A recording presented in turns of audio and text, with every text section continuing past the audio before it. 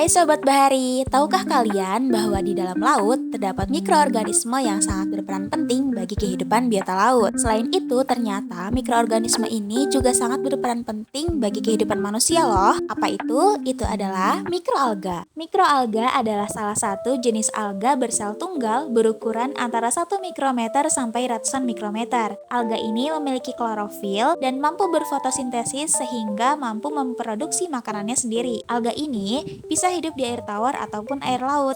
Ada 4 macam mikroalga yang wajib kamu ketahui. Apa aja? Yang pertama adalah Chlorophyta atau yang sering disebut dengan alga hijau. Alga ini memiliki sel bersifat eukariotik dan memiliki pigmen klorofil yang terdapat dalam jumlah banyak sehingga berwarna hijau. Alga ini merupakan golongan terbesar di antara alga dan kebanyakan hidup di air tawar. Ada banyak manfaat yang bisa diambil dari alga golongan Chlorophyta.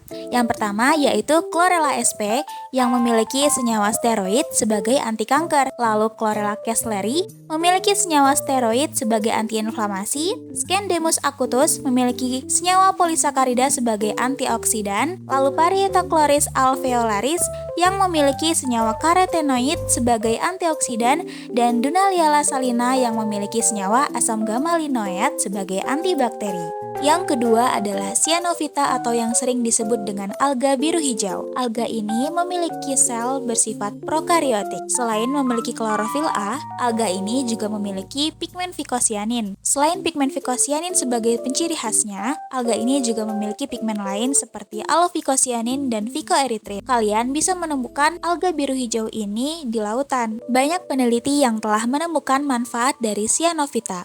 Contohnya seperti Microcystin aeruginosa yang memiliki senyawa aeruginosin sebagai antikoagulan, Formidium sp yang memiliki senyawa peptida bioaktif sebagai antimikroba, Bingbia lagerheimii yang memiliki senyawa sulfolipid sebagai antivirus, Noctok sp yang memiliki senyawa cryptophycin sebagai antikanker, Nostoxyclamid sebagai antifungi, lalu Spirulina plantensis yang memiliki senyawa kalsium spirulan sebagai antikanker dan vicocyanin sebagai antioksidan. Yang ketiga adalah Chrysophyta. Chrysophyta ini terbagi menjadi 2 golongan, yaitu yang termasuk dalam golongan diatom dan yang termasuk dalam golongan golden alga atau ganggang keemasan. Chrysophyta ini memiliki sel bersifat eukariotik dan memiliki pigmen klorofil A, klorofil C, dan fukosantin.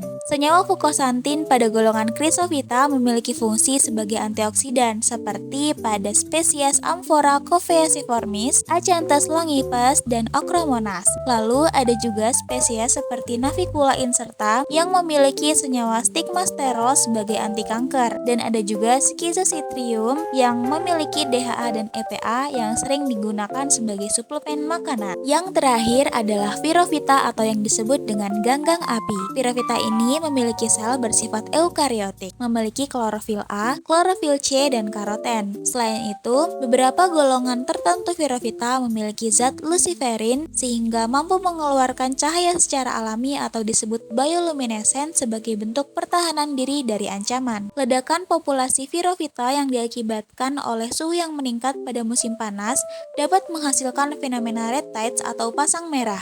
Kondisi ini mengandung suatu racun yang dapat meracuni ikan dan kerang bahkan hingga manusia yang mengonsumsinya. Namun, ada banyak manfaat yang bisa diambil dari golongan Virophyta, seperti Amphidium sp yang memiliki senyawa amphidinoid B yang berfungsi sebagai anti kanker, Alexandrium sp yang memiliki senyawa Goniodomin A yang berfungsi sebagai antifungi, lalu ada Prorocentrum cratimum, Prorocentrum fukuyoi, dan Prorocentrum 5 yang berfungsi sebagai antibakteri. Ini dia salah satu cara untuk mendapatkan senyawa isolat murni dari Chlorella sp. Pertama, Chlorella yang sudah dibudidayakan diekstraksi menggunakan metanol, sehingga didapatkan ekstrak metanol dari Chlorella sp. Kemudian ekstrak diberikan HCl2n sehingga terjadi hidrolisis ekstraksi. Lalu dilakukan tahap selanjutnya yaitu ekstraksi cair-cair menggunakan pelarut etil asetat dan petroleum ether